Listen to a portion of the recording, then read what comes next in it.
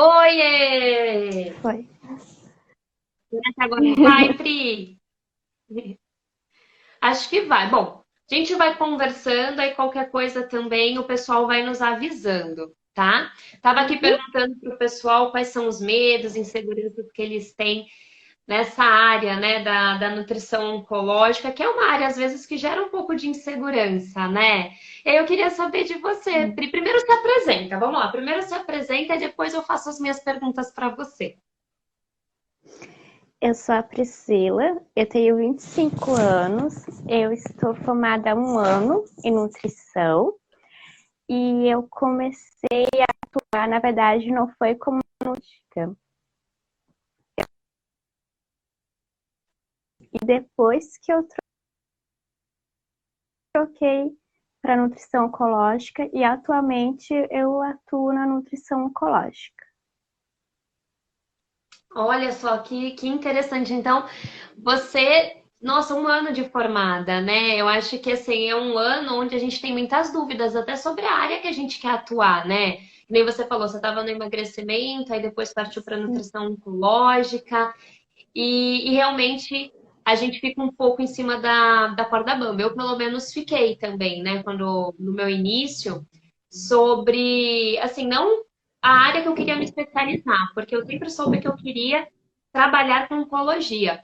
Mas quando eu saí da residência, eu tinha muita insegurança, né, sobre quando eu abri meu consultório, sobre, poxa, será que eu atendo só oncologia? Será que eu abro também para outros nichos, né?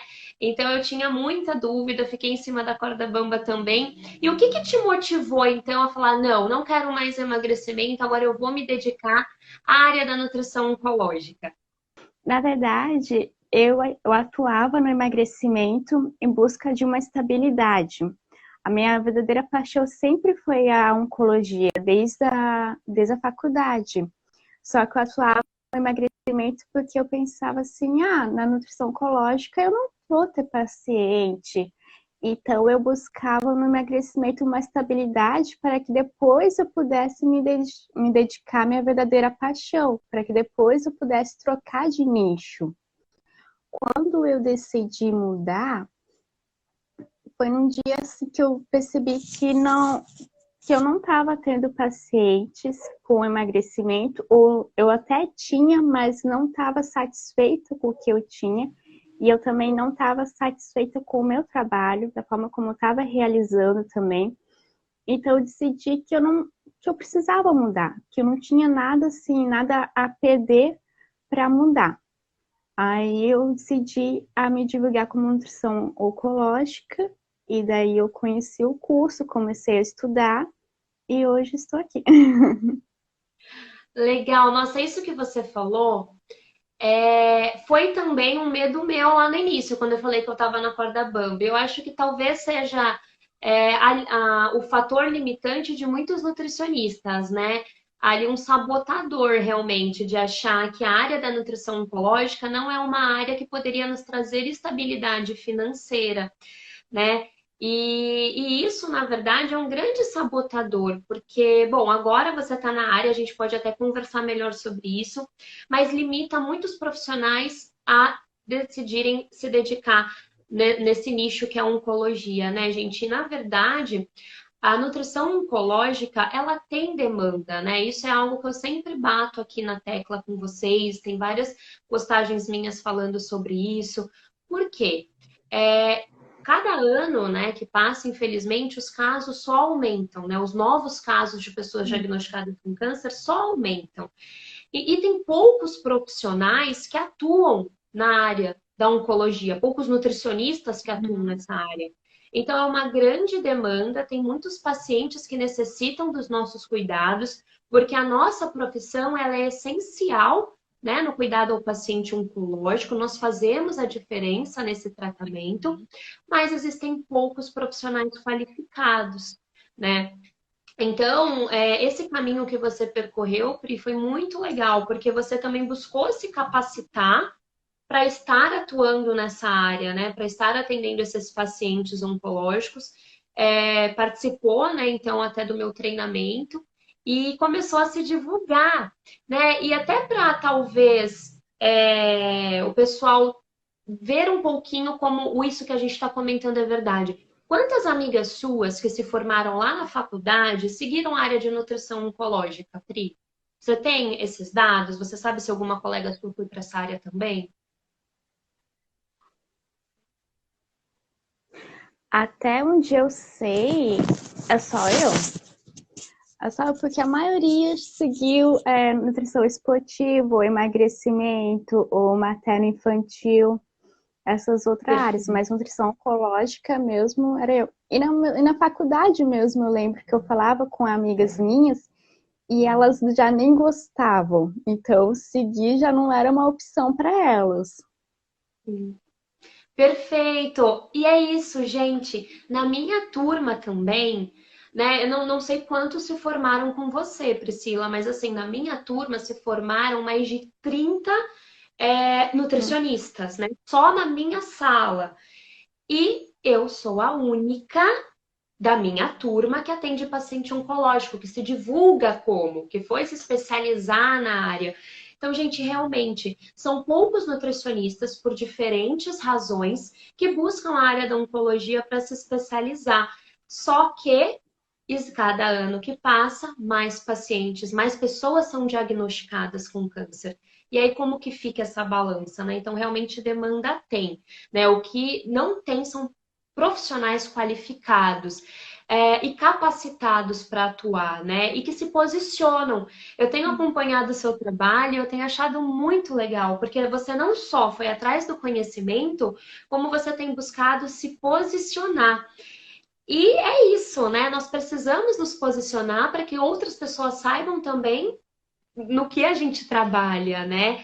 E me conta um pouquinho, você trabalha em consultório, em hospital? Onde que você capta esses pacientes oncológicos? Eu trabalho com consultório. Atualmente eu estou trabalhando online, né? Até mesmo porque o CRN ele divulgou como, né, a gente pode atuar online. Então, atualmente estou trabalhando mesmo online e consultório. Legal, então quer dizer, olha só que incrível. Você trabalha no consultório, ou seja, a tua captação é por conta própria, assim como eu, né? Se a gente não se divulga, se a gente não fecha parceria, se a gente não tem o boca a boca ali dos pacientes, a gente não tem paciente, né? É diferente de um hospital, né? Ou de um ambulatório que a demanda ali é constante, às vezes você até tem um salário fixo. Sim. E mesmo assim, você optou por sair do emagrecimento e seguir a área da oncologia. E como que tá? Assim, você tá tendo paciente? Você notou que quando você começou a se posicionar nisso, né, nas redes sociais, nessa área, quando você começou a se dedicar a estudar e a melhorar os seus atendimentos, você notou que isso mudou? Por exemplo, os seus pacientes começaram a ter um resultado melhor? Mais pessoas começaram a te procurar para passar em consulta? Como que foi? Porque você falou que emagrecimento estava tendo pouca procura, né? Eu tenho, assim, desde que eu tenho procurado, assim, me posicionar e também a ter conhecimento correto, assim, né, eu percebi que eu tenho tido muitos resultados, assim, com pacientes, assim, resultados que antes não seria possível sem o conhecimento certo, né? Conhecimento certo que eu quero falar, assim, é que é diferente você ter o conhecimento correto para você atender um paciente oncológico e um conhecimento raso. Desde que eu tive esse conhecimento correto, eu estou tendo muito mais resultados com pacientes que eu tenho. E também eu tenho sido mais procurada também nas redes sociais também por outros pacientes oncológicos, mais seguidores têm me procurado tem me ajudado muito e eu tô muito feliz por ter escolhido essa área. Ah, eu fico muito feliz, sério, assim, nossa, eu vibro sempre quando um nutricionista me conta que se encontrou na oncologia, que está conseguindo ajudar os seus pacientes, porque eu sou suspeita, né? Eu sou apaixonada por essa área. Assim, quando eu vejo que outros colegas, né, também se encontraram, é muito, muito gratificante para mim. E saber que eu pude ajudar Eu também precisei mudar nesse aqui. processo. né? Saber que eu pude ajudar também nesse processo é muito gratificante, porque eu sei que outros pacientes estão sendo bem cuidados, né? E isso é maravilhoso. E essa questão que você falou das redes sociais, né, Pri, é incrível, porque assim, eu brinco que as redes sociais, elas é a nova, como é que é o nome, gente? Lista telefônica. Você é um pouco mais nova Uhum. que eu, mas eu não sei se quando você era criança você já chegou a ver uma lista telefônica. Acho que sim, né? Na nossa infância tinha. E assim, Sim. quando alguém queria procurar um profissional, ia lá na lista telefônica, né? Só que hoje, gente, não existe mais isso. Na verdade, até se existisse um catálogo, né? Sei lá se ainda existe, mas assim, as pessoas vão para as redes sociais para se identificar com você, para saber qual é a tua linha de pensamento, até para saber comentários mesmo de outras pessoas. Nós fazemos isso, né? Eu não sei se você faz, Pri, mas assim, eu particularmente, quando me indicam, por exemplo, algum profissional, às vezes nem na área de saúde, mas, por exemplo, um restaurante, um salão de beleza, o primeiro lugar que eu vou é o Google, vejo lá a avaliação Uhum. do lugar, entro nas redes sociais, né, daquela instituição ou daquela pessoa, e aí me identifico, pô, o pessoal tá elogiando, então vou até lá, vou marcar um horário. Nós somos assim, né? E eu percebo que o paciente oncológico também, ele tem muitas dúvidas. Então, o primeiro lugar que eles procuram alguma coisa, alguma informação, porque ouviu falar, alguém comentou, é justamente na internet.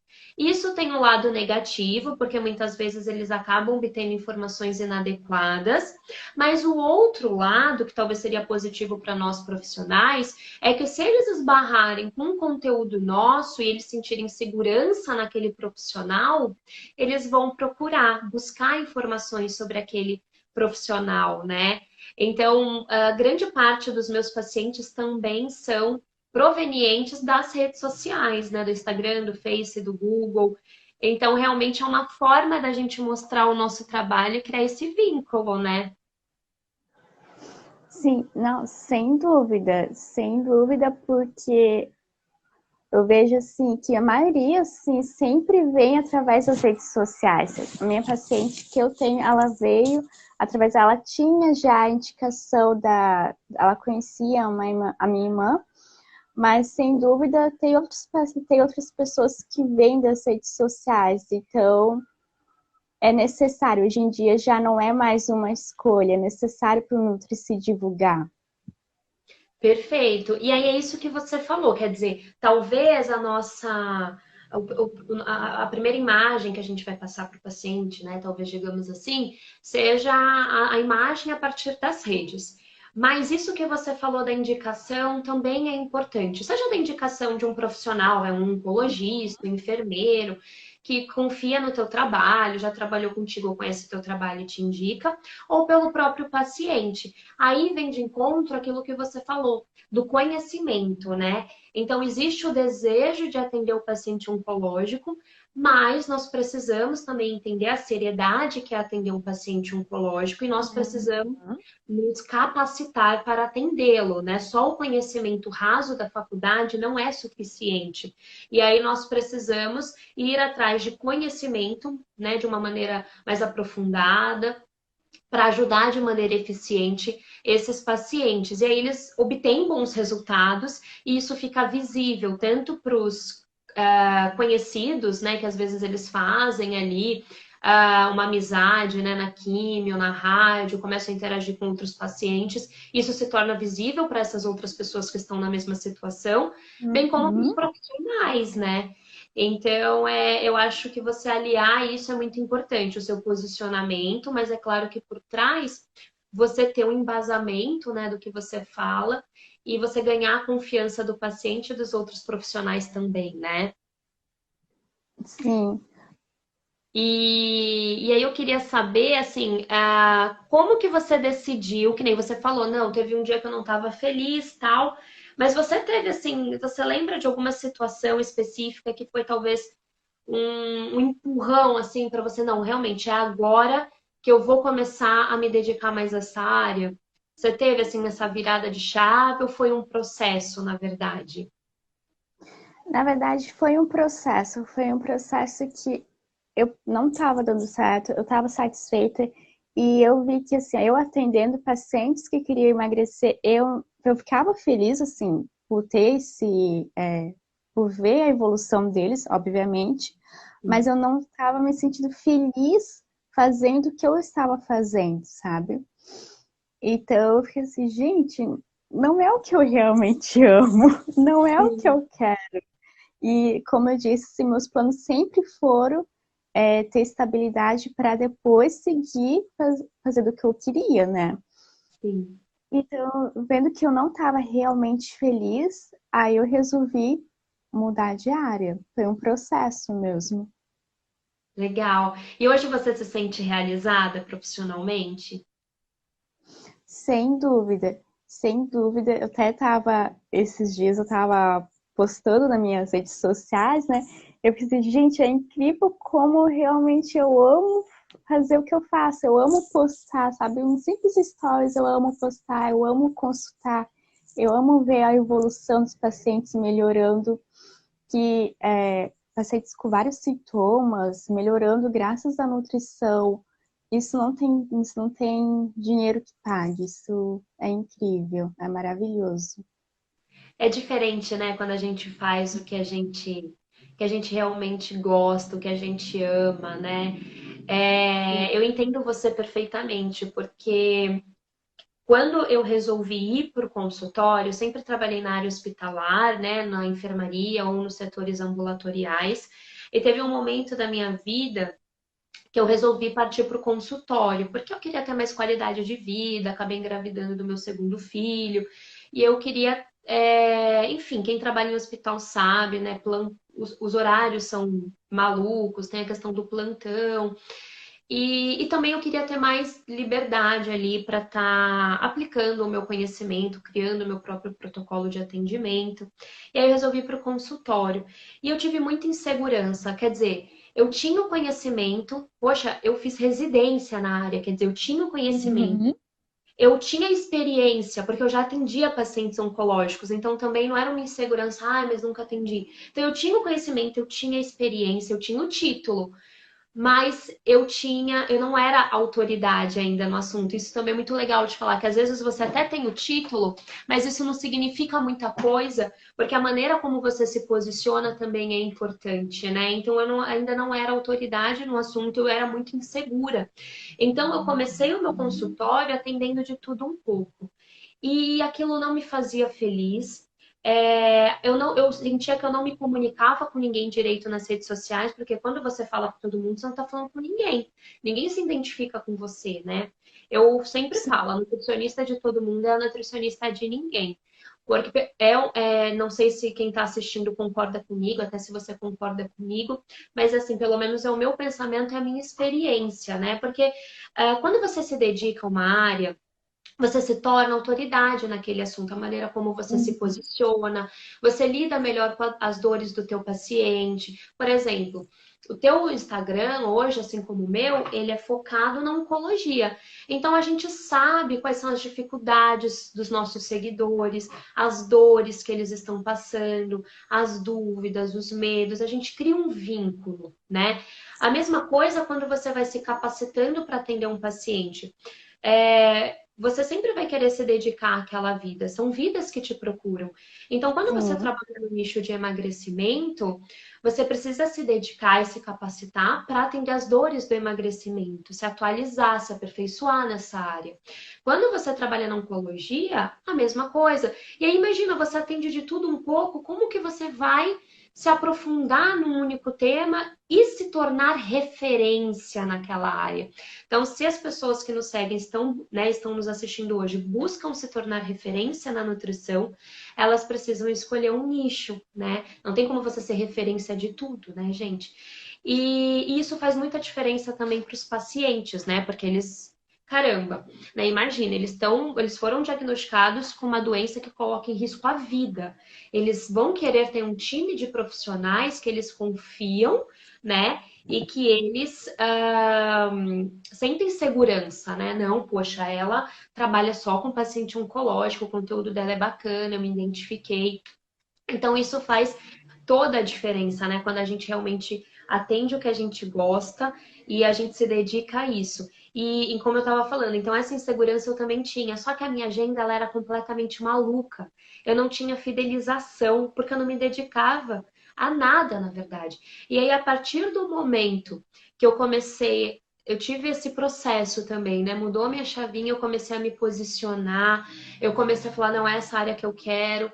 E aí eu comecei a melhorar os meus atendimentos, a me aperfeiçoar também, a melhorar a forma como eu me divulgava. Hoje eu ganho 3 vezes mais do que eu ganhava no hospital, quer dizer, aquela estabilidade que prende muita gente no hospital. Hoje eu não me imagino retornando. Acho que precisa ter nutricionistas capacitados na área hospitalar, obviamente, mas hoje eu ganho 3 vezes mais do que eu ganhava no hospital. Então, quer dizer, se o teu medo é estabilidade, isso não existe mais, né? Essa questão da estabilidade financeira, que existe essa estabilidade na oncologia. E a partir do momento que eu comecei a me posicionar, a minha agenda também, ela deu uma virada e hoje eu atendo 4 vezes mais do que antes. Por quê? Pelo posicionamento, né? Então eu vi até que tem algumas pessoas aqui comentando, alguns nutricionistas que falaram, eu também gostava aqui da área, ó. A Vângela comentou, verdade, falo que quero seguir essa área, falam que não dá retorno financeiro e não gostam do assunto. Mentira! Tem retorno financeiro, e é um universo pouco explorado, gente. Tem poucos Uhum. profissionais capacitados. Olha, duas nutricionistas que não estudaram na mesma instituição e falaram a mesma coisa. Tanto na minha turma como da Pri, fomos as únicas. Agora, pergunta quem foi para o emagrecimento, né, Pri, que nem você falou, para a prática de atividade física, né? Muita Sim. gente, né? Então, realmente, é algo que tem espaço, sim. Ó, mandaram algumas perguntinhas aqui para nós, Pri. Aí eu vou colocar aqui para a gente responder nossos comentários. Tá ruim aqui de ver. Ó, a Emily perguntou por onde atualizar os conteúdos. Que conteúdos, Emily? Eu não entendi muito bem. É conteúdo de rede social ou você diz assim de se capacitar? Explica aqui melhor nos comentários, que daí a gente consegue responder melhor. Mas acho que a gente pode começar a, a responder para ela. Pri, como que foi para você assim? Como que você começou a organizar os seus conteúdos nas redes sociais? Como que você iniciou esse processo assim? Como que você selecionou seus conteúdos? Como que está sendo a tua agenda editorial? Como você está se organizando? Então, eu primeiramente eu busco conhecimento científico, né? Beleza, eu busquei conhecimento científico, então eu sempre tento atualizar, desculpa, eu sempre tento estar me atualizando e depois eu tento identificar quais são as principais dores, o que principalmente incomoda os pacientes, aquilo que traz, que machuca mesmo, sabe? E quais são os principais desejos que eles têm. Então, é assim, ali, acima disso, que eu busco estar atualizando o conteúdo da minha página. Então, hoje, através não só do que eu estudei, mas também do que eu vivi, né, e vivo, eu percebo que, por exemplo, sintomas é uma dor muito grande para os pacientes. É muito difícil você ter uma pessoa junto contigo e aquela pessoa não conseguir comer, porque seja por náuseas ou por perda de apetite. E o desejo de não emagrecer, de não desnutrir, o desejo de ter uma imunidade alta, de não ficar com neutropenia.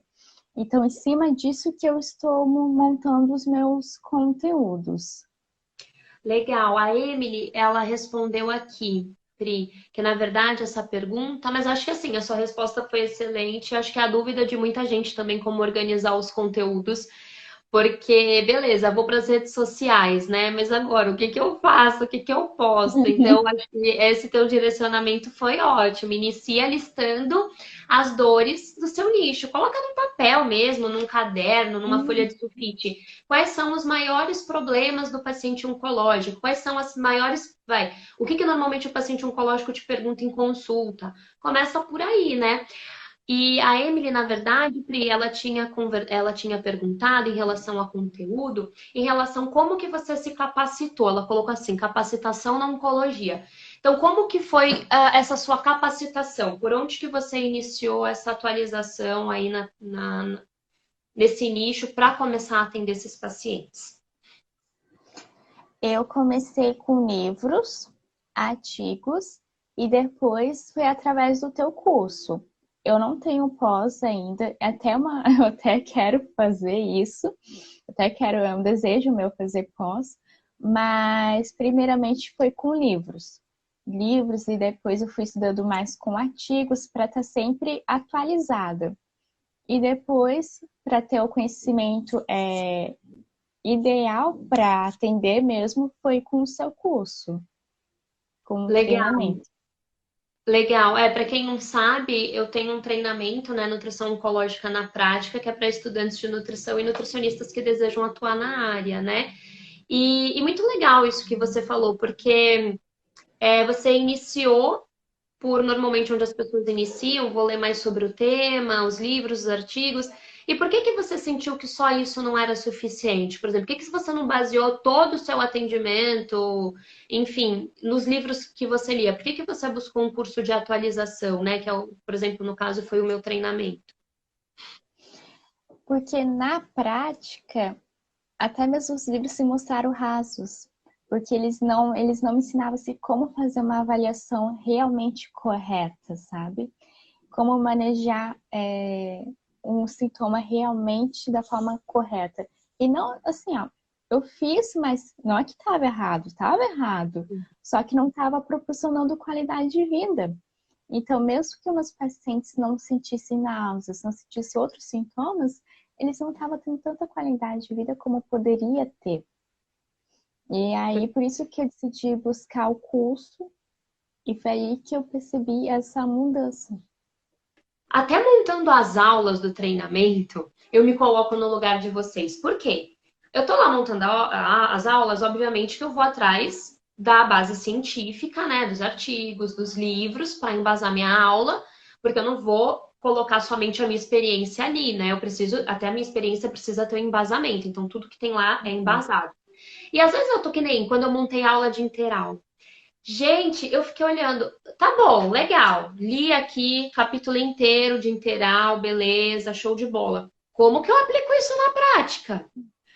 Né? Gente, os livros, eles não trazem como que você traduz isso para a prática. E assim, então quer dizer, se não fosse a minha experiência atendendo esses pacientes, se não fosse a minha experiência lá no hospital, prescrevendo, evoluindo no consultório, é, como que eu ia montar uma aula dessa? Quer dizer, super raso, é isso que você falou. Não é que tá errado, mas é raso e às vezes não nos dá um norte de como aplicar, a aplicabilidade do conteúdo, né? Gente, isso faz toda a diferença, porque gera muita dúvida. São, por exemplo, suplementação, são tantos os suplementos, e fora que assim, a teoria é uma coisa, né?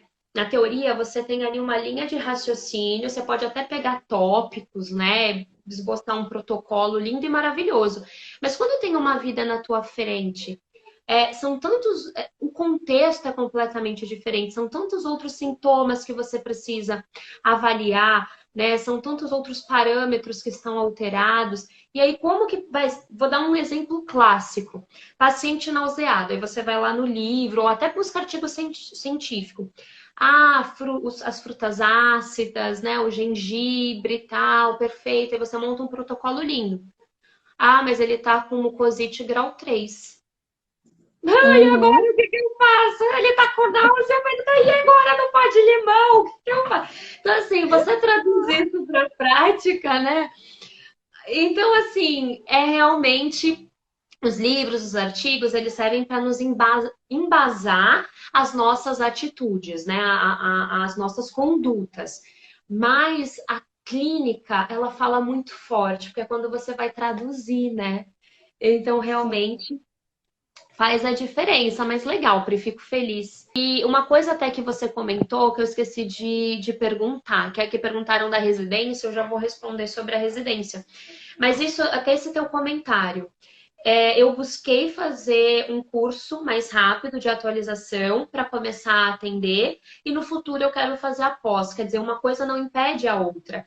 E você sentiu a necessidade de melhorar o teu atendimento agora. Uma pós, uma residência dura 2 anos, quer dizer, o paciente está na tua porta agora, tu vai esperar 2 anos para atender essa pessoa, você vai ficar infeliz por 2 anos, que nem você estava, vai sofrer financeiramente sem se posicionar no mercado por conta de 2 anos? Não, então você pode iniciar o atendimento e se capacitar, e aí depois você obtém o título, né? Então, não anula. E até respondendo a Vângela, residência eu fiz no Sírio-Libanês, em São Paulo. Existe também na Unifesp, existe no AC Camargo, existe no Einstein, residência, e essas são as que vêm na minha cabeça agora. Acho que existe na Unicamp, eu não tenho certeza, apesar que a Unicamp é em Campinas, mas é em São Paulo. Mas essas eu tenho certeza e a minha eu fiz no Sírio-Libanês. Então, respondendo aí a Vângela. E uma coisa que eu gostava muito, gosto, né, de fazer é não participar só de congresso para nutricionista. Mas às vezes participar de congressos oncológicos com equipe multidisciplinar e até de Uhum. oncologistas. Porque nesses congressos você acaba sabendo, entendendo sobre as linhas de tratamento. Eu lembro que quando eu fiz residência no Sírio, eu participava das reuniões médicas, ou seja, eles não falavam a minha língua, tinha muitas coisas que eu tinha que anotar para pesquisar depois. Mas foi o boom da imunoterapia. Era inovadora a imunoterapia. E eu lembro até hoje das aulas, porque os médicos tinham que explicar para os próprios médicos o que era imunoterapia. Então eu peguei aquela explicação perfeita. Então, às vezes nos congressos, você fica sabendo das novidades e você já se atualiza. Caramba, olha, vai ser um protocolo novo de tratamento. Olha, aquele paciente com câncer tal, ele tem sobrevida de tanto tempo. Normalmente, qual que é o raciocínio dos médicos na hora? E você começa a entender o raciocínio dos médicos, os protocolos. Isso é muito valioso para a gente entender melhor os tipos de tratamento também. Então, até indico para vocês, se tiverem oportunidade, de participar de algum congresso que não necessariamente seja só para nutricionista. Tem mais perguntinha, Pri. Na verdade, o pessoal tá mandando várias perguntinhas.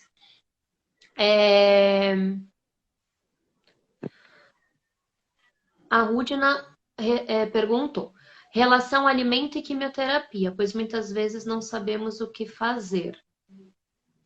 Deixa eu ver se eu entendi. Aí qualquer coisa você complementa, Rudy, na sua pergunta. Eu acho que ela está querendo saber em relação quais são os alimentos que devem ser consumidos durante a químio, quais devem ser evitados. Acho que deve ser isso, né? Depois você responde, Rudina, se é isso mesmo. Bom, se for isso, a gente pode começar a responder. O que acontece? Isso é algo muito importante e que às vezes também você não vai encontrar nos livros tão facilmente. Que isso a prática te dá também, né? E cursos de atualização. Eu creio e eu acredito, na verdade, e até para as meninas do treinamento eu sempre falo isso. Nutricionista que atende oncologia, que se divulga como nutricionista oncológica, que atende o paciente oncológico, precisa conhecer minimamente quais são os protocolos quimioterápicos mais comuns e quais são os efeitos colaterais mais comuns. Por quê? Uhum. Sabendo disso, quando o paciente chega para você, você já vai ter um norte. Poxa, essa quimio normalmente o paciente desenvolve tais efeitos colaterais, vai náusea, diarreia, mucosite. Então eu já sei mais ou menos como conduzir a consulta, as orientações, consigo elaborar um plano alimentar de acordo com esses efeitos colaterais. Se é alguma droga, né, alguma quimioterapia específica, que às vezes interage com algum nutriente, você já sabe, e aí você já pede para o paciente não consumir esse alimento, né? Então, é dessa forma que você vai saber orientar melhor, é conhecendo os protocolos. Porque existe ali uma geral zona, né, de alimentação, uma base para a gente seguir, mas existe a individualidade do tipo do câncer, do subtipo tumoral e do tratamento, né, Pri? Conta, conta como você faz, você concorda comigo nesse sentido? Eu concordo.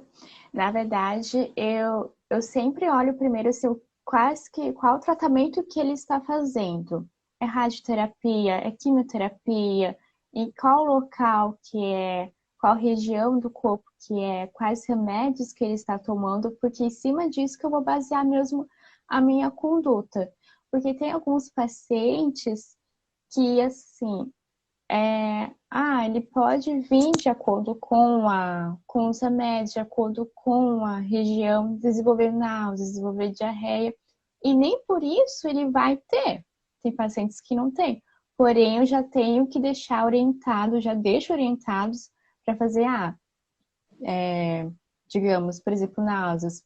Já consome gengibre, já deixo orientados, mas eu gosto mesmo de olhar bem o tipo de tratamento e as drogas consumidas, as drogas ingeridas, para então basear a minha conduta.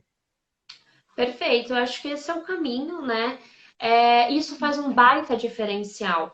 É, por quê? Não, você não precisa orientar todos os efeitos colaterais possíveis existentes na bula daquela quimioterapia. Mas você sabe quais são os mais prevalentes. Aquele assim, é batata que aquele paciente vai desenvolver em algum grau. E aí, ou por mais que ele não desenvolva, você trabalhou de maneira preventiva, prevenindo aquele efeito colateral. Então, por exemplo, irinotecano. É muito comum mesmo, diarreia. Poxa, eu sei que aquele paciente vai sofrer de cólica, de diarreia, é bem prevalente. Então, eu vou orientar esse efeito colateral que é mais comum, que debilita muito, que vai impactar no estado nutricional. E por que que isso é importante? Porque ainda mais se você é de consultório, é claro que você pode estabelecer a consulta a cada 15 dias, 20 dias, mas normalmente é 30. Você vai, às vezes aquele paciente vai esperar 30 dias sofrendo de diarreia, em graus super elevados, para passar em. Quer dizer, já perdeu peso, já desnutriu, já desidratou. Não dá, né, gente? Então a gente tem que trabalhar. Isso é um baita diferencial, porque ele já sai com um planinho alimentar bonitinho, com as orientações. Até no plano alimentar você pode colocar alguma receitinha para caso dê. E você pode até deixar claro: olha, não quer dizer que você vá desenvolver esse efeito colateral, mas é que ele costuma ser comum nesse protocolo. Então, cada organismo responde de uma maneira e pode ser que o senhor não desenvolva. Mas, para deixar o senhor já bem preparado, né, mais confiante, para não ter que esperar 30 dias para fazer um manejo, eu já vou deixar essa receitinha para o senhor fazer, porque ajuda muito, tá bom? Pronto, pode ser dessa forma, né? Para não deixar o paciente ansioso também. E ele vai sair de lá muito mais confiante. Porque o paciente oncológico, ele tem muita insegurança, né, gente? Assim, o que é sinônimo de quimioterapia? Sofrimento, normalmente. Os pacientes, quando eles passam, às vezes, comigo antes de fazer a quimio, ou seja, eles nem foram submetidos ainda ao tratamento, eles já perguntam, mas quais são os efeitos colaterais? Eu vou vomitar muito? Não, porque me falaram que não sei o que. Eles já chegam assim, desesperados, ansiosos. Como que eu vou falar? Não, daqui a 30 dias a gente vê, imagina. Aí a pessoa fica vomitando 30 dias, não dá, né, gente? Então a gente tem que orientar os mais prevalentes, né? Até para deixar ele um pouco mais calmo, mais tranquilo, né, o paciente. Então acho que a gente respondeu. É... A Emily perguntou aqui. Calma, deixa eu ver. No seu curso, aprenda sobre os protocolos ou como manejar os sintomas e efeitos colaterais? Pri, responde essa. Sou suspeita de falar se no meu curso tem isso. No meu curso, Pri, você aprendeu sobre os efeitos colaterais e como fazer o manejo e sobre quais são os tipos de tratamento? Ouça, eu aprendi. Aprendi sim. O curso da Aline é perfeito, gente. Se vocês têm muita dúvida, não tenham. Pode fazer tranquilo lá, tem manejando os sintomas. e manejo de sintomas com qualidade, que eu acho que isso é ainda o mais importante. Manejo de sintomas, manejo de tipos de tratamento. É perfeito, gente, é perfeito. Sou suspeita. Legal. Tem um módulo só disso, né? Tem aulas específicas e tem até um módulo de oficina culinária, onde eu fiz a oficina culinária, né? Gravei a oficina com receitas para cada efeito colateral. Deixa eu ver aqui outras perguntas. Como é o passo a passo da consulta? A Emily perguntou como que é o passo a passo da consulta. Eu acho que é de maneira mais geral, Pri. A gente pode responder assim, né? Por exemplo, você tem uma linha de raciocínio na tua consulta que você faz primeiro, no meio, no final? Como que é a tua consulta, assim? Se fosse para dizer para um paciente os passos do teu atendimento, como seriam esses passos? Atualmente eu atendo, né? Recepciono a pessoa, seja online, seja presencial. Eu faço a anamnese, a avaliação e em cima disso eu faço o plano alimentar. Atualmente eu não estou entregando o plano alimentar na hora, eu ainda tenho dificuldades com isso, então eu entrego até quase uma semana ou 3 dias depois, mas eu entrego depois e eu dou todo o suporte para a pessoa também, até a próxima consulta. Suporte por mensagens, por WhatsApp, para ver a aceitação da pessoa com o plano alimentar até a próxima consulta, até o retorno. Legal. O meu modo também, o meu passo a passo é bem parecido com o seu.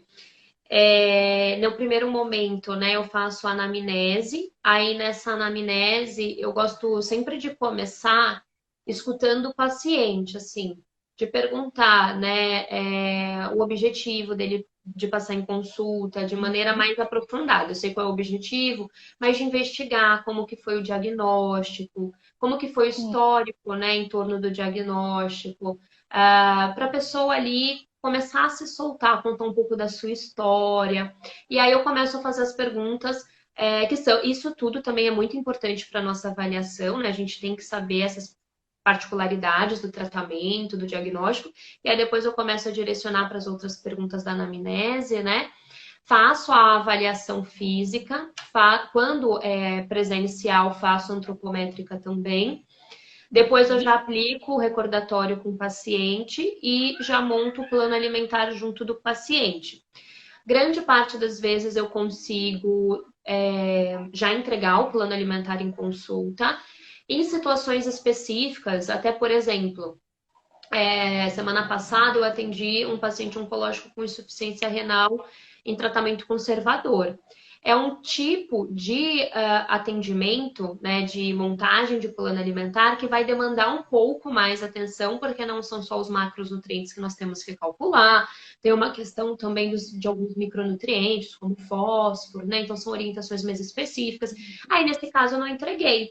Eu disse que eu entregaria em 24 horas, entreguei em 24 horas. Então, tem situações que são muito específicas, um caso novo, né, que eu tenho dúvida, eu quero estudar mais, aí eu entrego posteriormente. Mas, normalmente, eu consegui me organizar para entregar na hora, isso também é um diferencial, né? É um treino, nem sempre eu entreguei na hora, eu demorei bastante tempo para ter confiança e ver ali uma linha de como montar isso com o meu paciente para conseguir entregar na hora.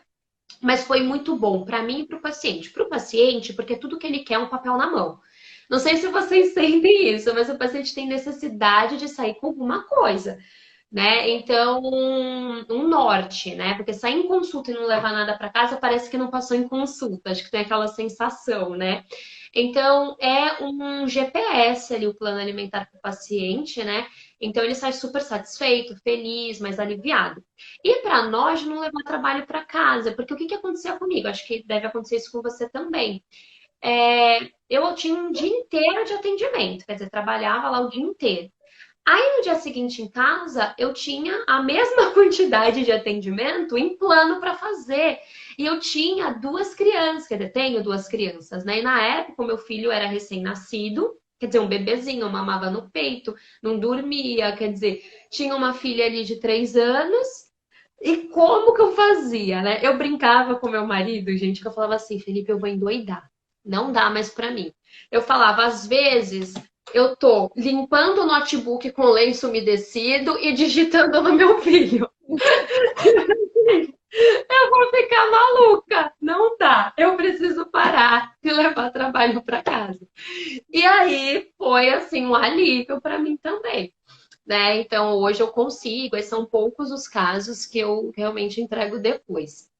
A Jana perguntou, a Janaína, e como vocês fazem para discutir um caso quando ficam com dúvidas sobre uma conduta? Pri, como que você faz quando você tem dúvida em relação a uma conduta? Você tem com quem discutir caso? Porque esse networking é importante, né? Às vezes a gente tem dúvida mesmo, né? E como que você sana essas dúvidas? Quando você tem você pergunta, né? Assim, como que. Eu sano com outros nutricionistas mesmos, que eu converso e que daí eu aproveito para tirar dúvidas. Mas assim, dúvidas assim de conduta, eu ainda não tive assim aquela dúvida muito forte assim, sabe? É mais dúvida rotineira mesmo. Legal. Mas E isso é algo importante, né? Porque na nossa caminhada, às vezes a gente vai ter um caso mais difícil, que a gente já tentou algumas estratégias e a gente não está obtendo resultado. É bem legal você ter profissionais, uma comunidade mesmo de profissionais que vai te auxiliar, às vezes, nesses casos, né? Algum profissional que vai te dar um outro olhar, às vezes já atendeu um caso parecido. Então, essa rede de network é bem importante. Eu também costumo trabalhar dessa forma. Eu acho que a classe de nutricionistas precisa ser uma classe unida, mais unida. Nós precisamos não nos encarar como concorrentes, sabe? Mas como colegas de profissão realmente, por mais que seja do mesmo nicho, que nem eu e a Priscila. Hoje nós somos do mesmo nicho, né?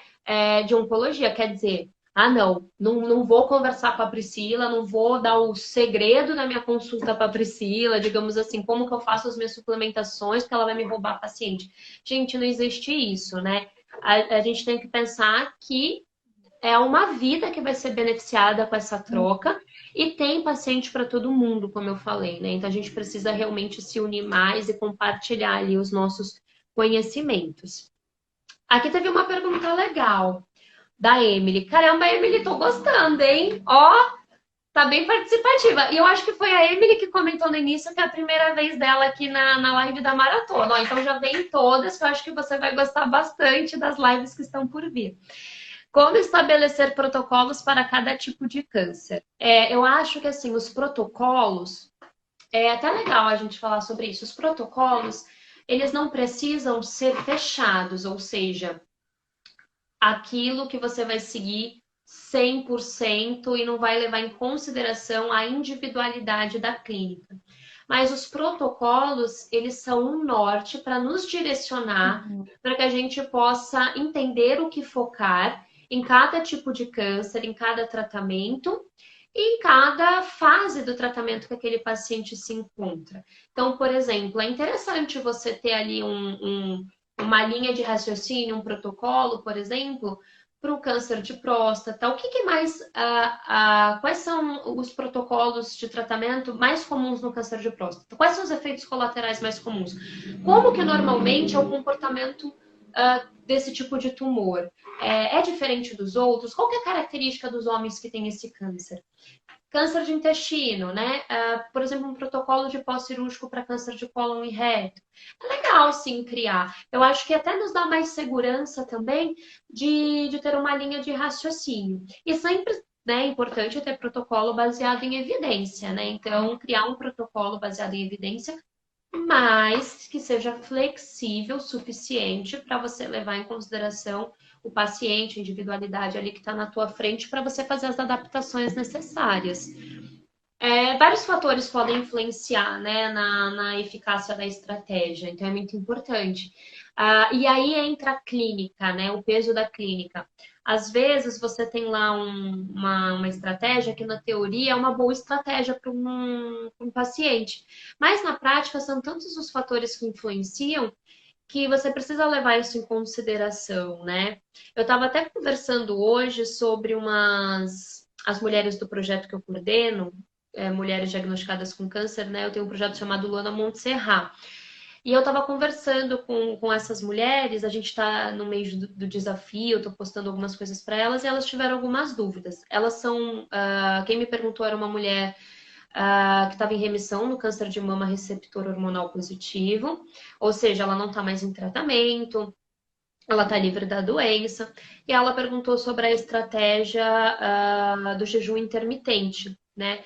E aí eu comentei, expliquei para ela que a teoria nos mostra que tem benefício sim, principalmente para mulheres que passaram pelo tratamento contra o câncer de mama, ainda mais por conta do subtipo tumoral dela, mas que não era algo a ser aplicado sem um acompanhamento profissional e para todas as mulheres que já tiveram um diagnóstico parecido com o dela.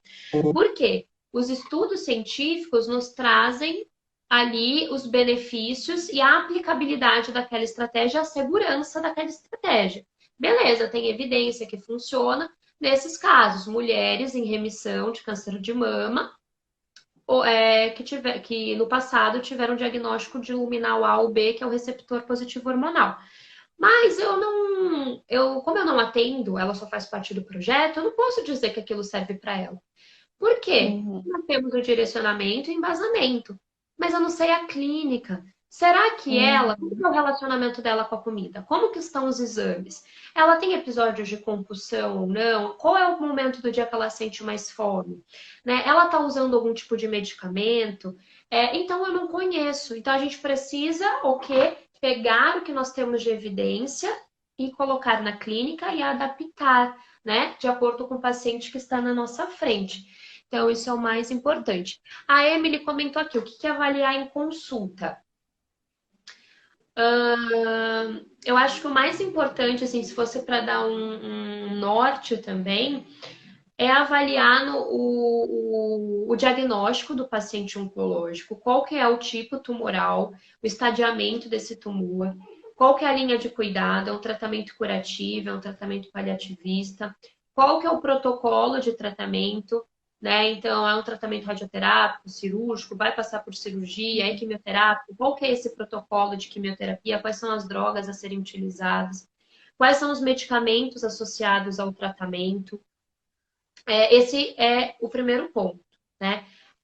O segundo ponto é avaliar os sinais e sintomas do paciente, os efeitos colaterais, aplicar ali, né, talvez um rastreamento metabólico, questionar como que está, fazer perguntas relacionadas à saúde intestinal do paciente, comportamento alimentar, rotina é muito importante também a gente avaliar. Como que está a aceitação alimentar também, então aplicar também tanto entender como está a aceitação, como está a qualidade dessa alimentação, né, a partir do recordatório.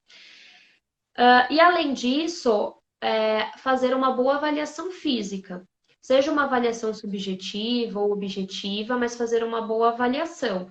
Então, ter ali um rastreamento, né, uma triagem, né? Então, realmente um rastreamento para risco nutricional, para risco para sarcopenia, fazer a avaliação física objetiva, se possível, né? Antropometria. Acho que esses seriam os pontos mais importantes, digamos assim, que não pode faltar no teu atendimento. Você acrescentaria mais alguma coisa, Pri, que eu acabei esquecendo? Exames também, se puder, Ai, exames. exames. Perfeito, exames. Mais alguma coisa que eu esqueci de comentar?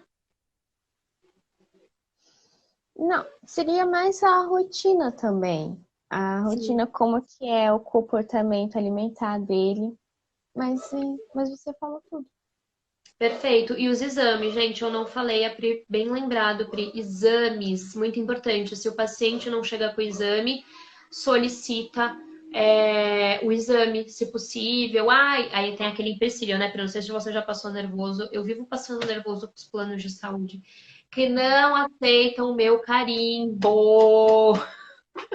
Ai, tem que ser médico, tem que ter o CRM. Ai, que saco. Gente, eu preciso dos exames para conduta. Como assim? É... enfim.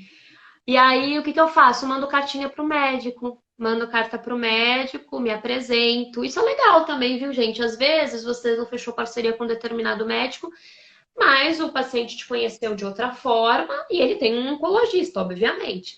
É legal fazer uma cartinha, sabe, de apresentação. Oi, sou fulana de tal, né, nutricionista que acompanha o paciente e tal.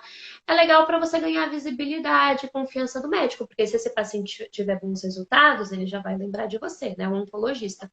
E aí eu peço, eu falo, ó, doutor, infelizmente o plano de saúde não aceitou o meu pedido, eu preciso muito desses exames para fazer a suplementação de maneira segura, assertiva, né, para que o paciente não tenha prejuízos. Aí normalmente os médicos pedem. Às vezes adaptam o nosso pedido, não colocam tudo, mas eles pedem. Aí é uma forma que a gente tem, né? Fica até uma dica aí também. Na minha... Ai, Lucivanda, que maravilhoso! Na minha cidade agora é obrigada a aceitar solicitação de nutricionista. Por lei, na verdade, eles são obrigados, né? Mas eu acho que é muito estressante para o paciente ter que comprar essa briga. Até no meu pedido de exame, eu coloco a lei embaixo, a resolução. Tá lá, ou seja, o plano tá lendo aquilo, mas eles dizem que é padrão do plano. Aí, assim, não vou fazer o paciente também ficar discutindo, brigando, entrar com advogado, sabe umas coisas assim? Na auditoria, né? Aí eu deixo pra lá e falo, eu peço para o seu médico depois. A Vângela comentou: cartinha é uma boa, pois no meu estágio descobri que o SUS não dá muita bola pra gente. É, é uma boa sim, viu, Vângela? Que nem nós estávamos conversando ontem com o Matheus, né, o enfermeiro.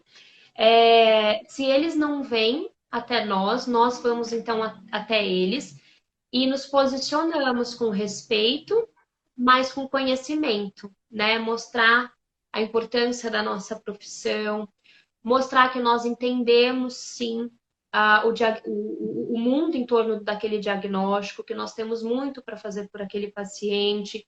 Discutam caso, mandem cartinha, se apresentem, não tenham medo, sabe? Não tenham medo de atender, e não tenham medo de se posicionar e não tenham medo de falar com os outros profissionais. É claro que nós não podemos ir com achismo, né? Ah, eu acho que não. Aí você já queima seu filme, já queima o filme da classe inteira de nutricionistas, porque isso só reforça aquele pensamento, né, de que a nutricionista não sabe o que está falando, sabe? Assim, o nutricionista só serve para montar cardápio e trocar, que nem eu brinquei ontem, frango por peixe no hospital. E nós não somos isso, né? Só que a gente tem que saber se posicionar. Quando eu falo com respeito, por que com respeito? Porque eu também, no início, tinha uma dificuldade, não de dizer o que eu pensava, mas de dizer como eu pensava. E não adianta bater de frente. Não adianta, por mais que você saiba que talvez o médico não esteja tendo a melhor conduta em relação à alimentação, talvez ele esteja orientando algo que seja inadequado, mas não bata de frente. É importante sempre você saber como conversar, como se posicionar e sempre levar o respaldo científico para eles saberem, não, ela sabe o que ela está falando, ela tem conhecimento, né?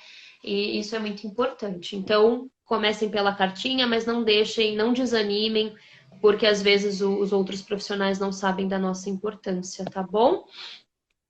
Então tá bom, Pri, um beijo para todos vocês também. Pessoal, se vocês gostaram, tira um print aqui dessa live, marca a gente que a gente vai adorar saber que vocês nos acompanharam. Coloca lá nos comentários, né, no print, uma frase, um insight que você teve, que você gostou aqui da nossa live. Um grande beijo. Tchau, beijo. Tchau, tchau.